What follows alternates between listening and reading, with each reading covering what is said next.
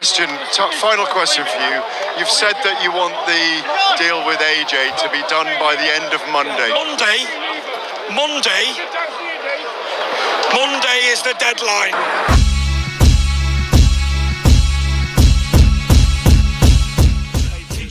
It proved I was absolutely right.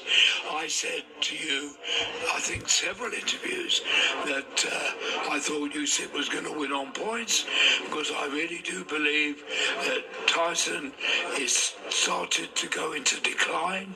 I think the three Wilder fights has caught up with him, and I believe all that blowing up in weight and having to get several stone off time and time again. At the age of 35, he's been boxing for 15 years as a pro, and you can't go on forever doing it. A lot of people were talking about where will Tyson Fury now be remembered. You know, is he going to be remembered as a top 10, top 15 heavyweight? Can we read too much into that after Saturday night? Well, obviously, he was a first class. And those are the words of Colin Hart. Colin Hart has claimed that Tyson Fury is on the decline. He said, I hate to say it, but I believe it. I feel, first off, that to be fair, Tyson Fury did a good job, man. I mean, he did a good job. Maybe the wrong game plan, maybe the wrong tactics. Maybe he should have done a little bit more of being a bigger guy versus trying to prove or convince people he still has legs. Okay.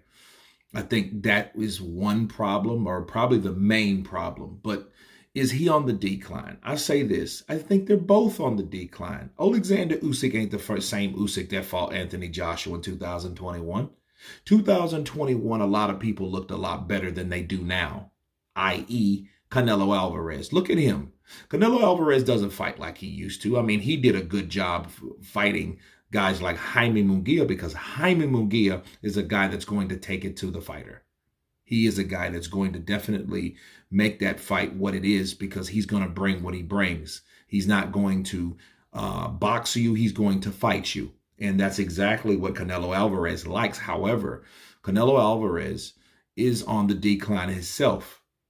But I think everyone is, unless you're in your 20s. If you're in your 30s, this is what you should expect from any fighter that was a great fighter or a very good fighter or Hall of Fame fighter or whatever type of fighter. You're going to experience some type of decline. So decline doesn't necessarily mean that he can no longer do what he used to. He just can't do it the way he used to do it. Counterpunch. I think a lot of people are writing Tyson off, and they really fail to realize what type of competitive fight that was. See, one thing about this, I'm not gonna get to the point where, you know, hey, I'm just down in Tyson because this, that, and the other, like, oh, because his ability and his effort. No, he did what he felt he needed to do. He had good moments in that fight. You know, I mean, when I watched it again, I saw it maybe about a half a dozen times now. And each time I watch that fight, I see something that Tyson Fury did well. I see what Usyk did well, but understand this, Usyk was the one that was aggressive. So it was easier for him to see what he was doing because he was moving forward. And I think what people do, they get the difference between effective aggressiveness and ineffective aggressiveness mixed up. Okay, because what people see, they see a duration of someone doing something and the other one doing another, especially is in forms of movement, lateral movement, mobility, and where the migration goes in the ring. So we seen Usyk take it to Tyson Fury, but also just because Usyk was following Tyson Fury or aggressively seeking Tyson Fury, doesn't mean that Tyson Fury didn't have his moments in the ring. Okay. And here's another thing. If Usyk was following Tyson and Tyson was circling Usyk like we saw, where the hell is his legs gave out at? Are they gone? No, I just don't think they are where they're supposed to be. Now, I agree with Colin Hart that the fact that, yes, I believe Tyson Fury needs to keep himself in better shape in between fights. hey, I'm retiring, so let me gain 40 pounds and let me get and blow up and let me look like a pub bum. Sure, I don't think he should do that. And a lot of people make that mistake. Dillian White is also a person I know that just gets bigger and then all of a sudden he shreds down. I think that does a disservice to your body.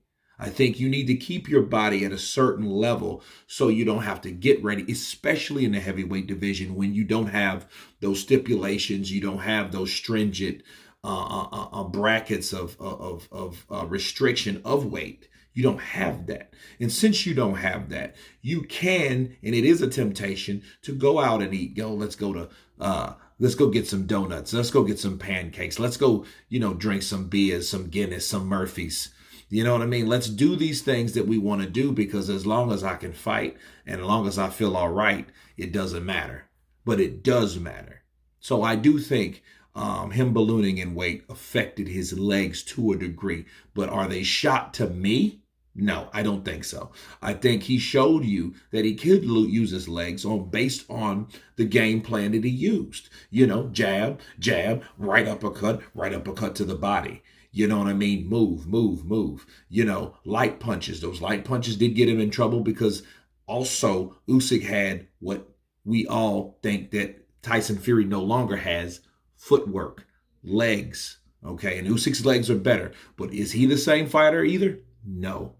Okay, so both of these guys are declining, and on top of that, Usyk's actually older. Okay, so here's the deal. But Usyk, though, is a prime example of someone that takes care of themselves more in between training camps than Tyson Fury. I think Tyson Fury needs a life change. I think this may change Tyson Fury altogether, and we may see a totally different fighter come December 21st. But you guys tell me what you think of Colin Hart saying that he feels that Tyson Fury is on the decline and the same thing will happen to him against Alexander Usyk in the rematch. Of course, please subscribe. And you guys been Counterpunch. Peace.